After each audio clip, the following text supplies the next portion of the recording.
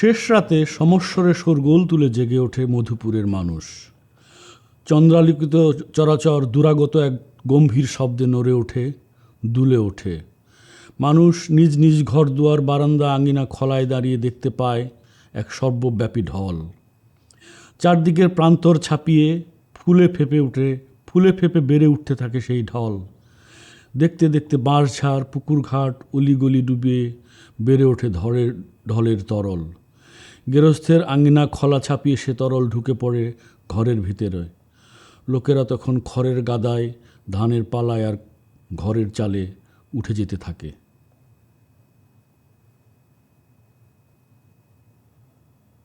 My name is Mashiul ALAM. I am from Bangladesh. I am a fiction writer, a translator, and a journalist.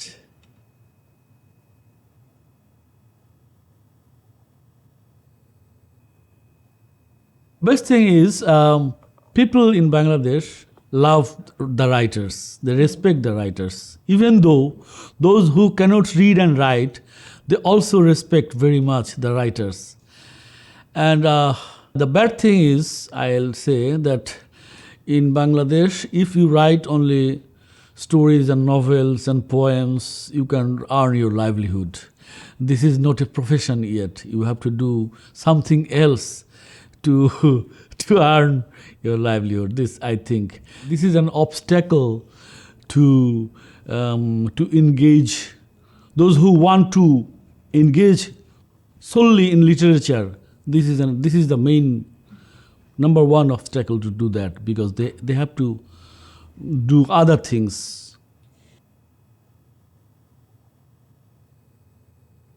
After the independence, it is already 50 years of independence, and in this period, Bangladesh developed economically, socially a lot. It was a very poor country, and it was very populous country. A lot of people, but natural disasters, health system was very bad. Death rate, mortality rate, child mortality rate was very high. But in these 50 years, especially in the last 2-3 decades, we have developed a lot. And people,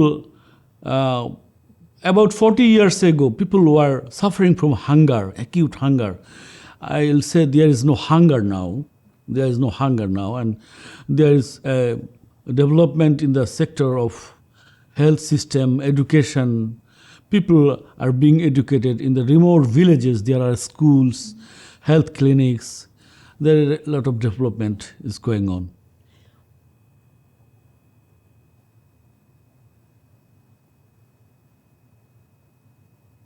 I studied journalism and in university, and I was a professional journalism. I working in a daily newspaper.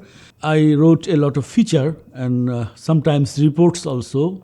I traveled a lot in the whole country, and I think journalism is a job. The basic tool of it is language, and we have to write a lot. And this is basically the feature writing. Basically, the feature writing and report writings are story writing. And since I had to go to so many places, talk with so many people, I was seeing, watching, observing the society very closely. That helped me very much to understand my society, my people, their mind. I think when I wrote the stories, this helped me very much.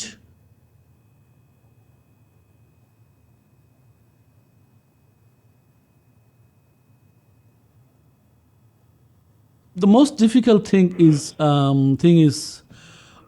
to construct the story in your mind before starting to write, and it is very difficult for me. Where sometimes I bear a story in my head for a long time, don't know how to start,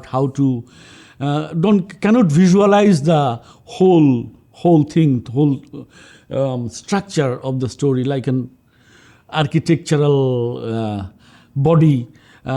This is the process that goes on for a time in my mind, and someday I start writing, and sometimes it goes very well, sometimes very difficult, and the best thing is the most pleasant moment is when I finish it. Uh, it is a great relief, and I really feel physically good, physically well.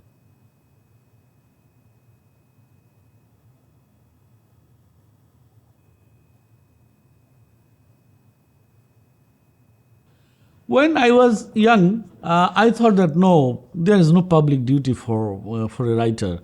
But now I think a writer is also a social animal or social being who lives in among the people in his community, in his society, and he's taking a lot from the society, from the people. So he has to give also. But what a writer can give, I think his responsibility is to, as a fiction writer, what can I do? I can write in a way. I should try. This is my responsibility to try to write something that will make people better, more kind, create some empathy or love to people, to make him more human.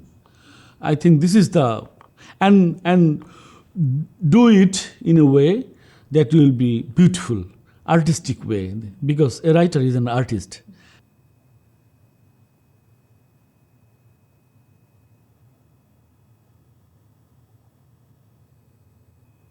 I think the state should do something for literature, but not in a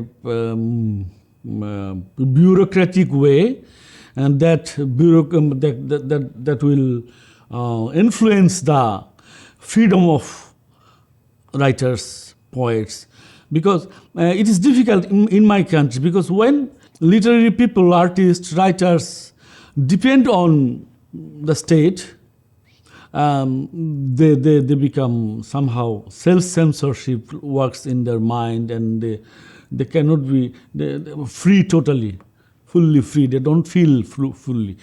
So it is a problem. It is, but I think institutionally, the state should build some institutions that will automatically help, that will create an environment where writers will get some benefit.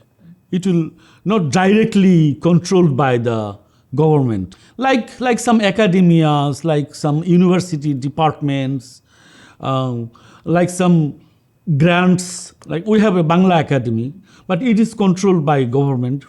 But this should not be like so. There must be some autonomous institutions we need.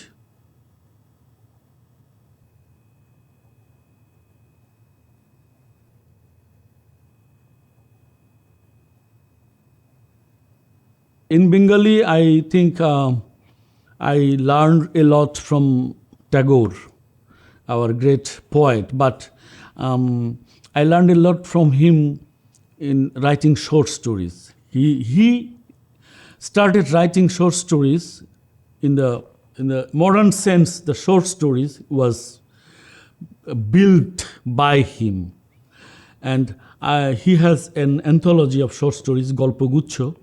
It's a collection of all of his short stories. I think this is the basic book for the writers, who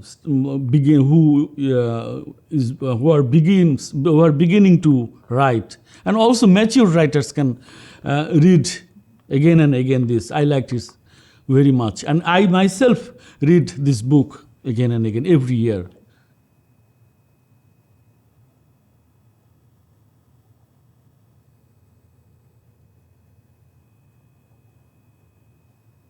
I was working on my unfinished works.